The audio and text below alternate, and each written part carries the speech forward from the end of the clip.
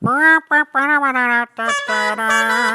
everybody, it's Tanner P. McAdoo. Welcome to the Ridiculous Ubiquitous Podcast, a show where we casually observe all the crazy stuff going on. Take a look around. You'll see what we're talking It's a about. clown world, miss.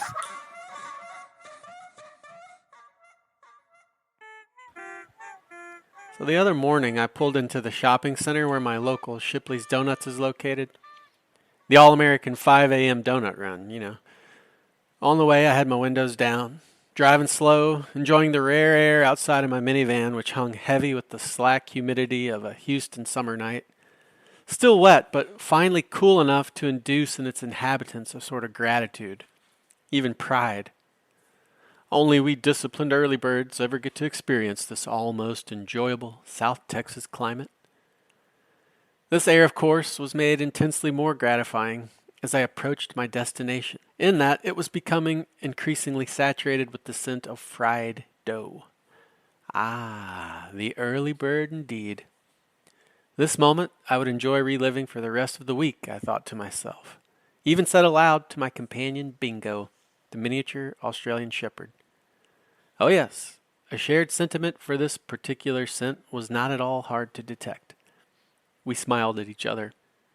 Just then, as I brought the minivan to rest in its parking spot, I caught a strange but familiar commotion taking place to my right. At the opposite end of the shopping center, there in the pre-dawn glow of the orthodontist's marquee, I saw a hooded figure hopping up and down, arms flailing rapidly at its sides, reminiscent of the proud angry dance of a prize fighter stepping into the ring, but also familiar because I have seen this misplaced routine before. There's a stoplight en route to my Chinatown lunch spot where a similar dance frequently occurs.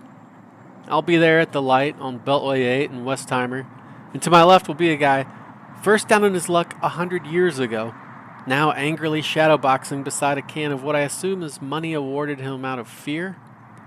Occasionally you can hear his chant, which is a sort of string of obscenities, in the cadence of what may well be a popular rap song for all I know.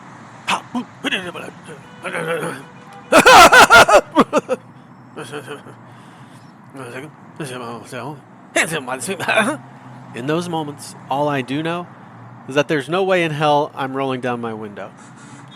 Just last Tuesday, I accidentally glanced in his direction, then immediately averted to a sidelong gaze as I pretended to be unshakably interested in a We Buy Houses sign just below him, to his left. I even pretended to fumble for a pen to take the number down. Oh no, he's stepping towards me. Then the light turns green. Let's move, people! Rubbing the false contemplation from my chin and wishing I had the stuff to help him with a better routine, I drive off, half smiling with the devil-may-care confidence of a true suburban man. Damn cruel world. But back to the morning of my donut run, and the strange aggression lurking in the periphery of my otherwise idyllic scene.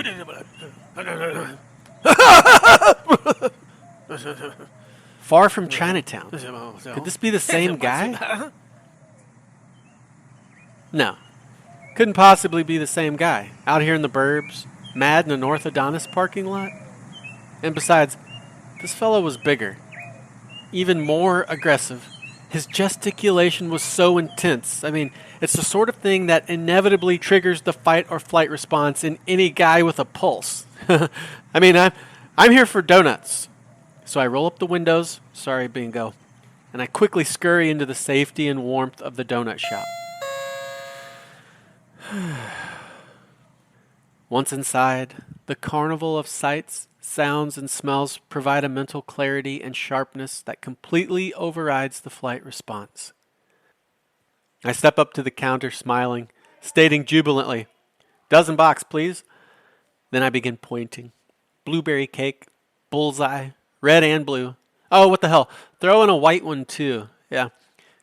Each selection a proud affirmation of the cost-benefit analysis I performed the night before in my sleep meditation. Alexa, set alarm for 5 a.m. Alexa, cancel. Set alarm for 5:30 a.m. Yes, it's good to be the early bird.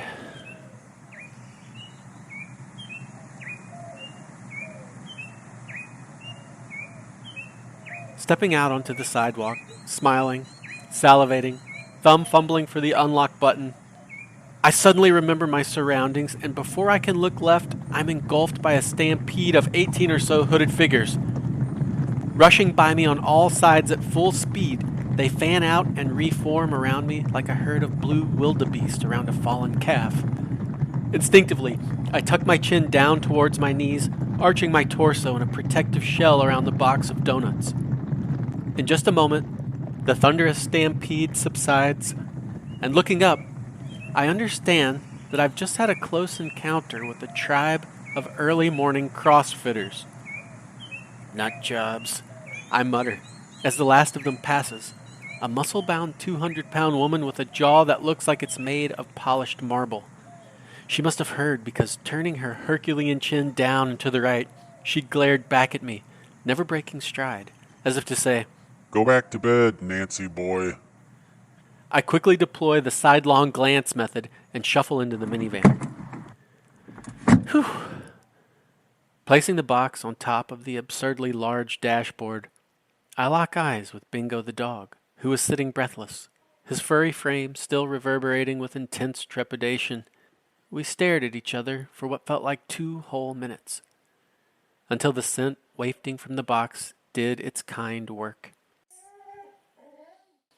We watched the relief fall across each other's faces, and I rolled his window down just enough for him to catch his breath.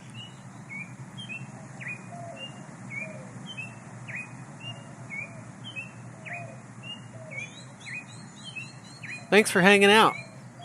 Please rate, review, and subscribe if you like it.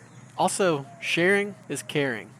I can't think of a good twist on the ciao, so it's just goodbye today. That's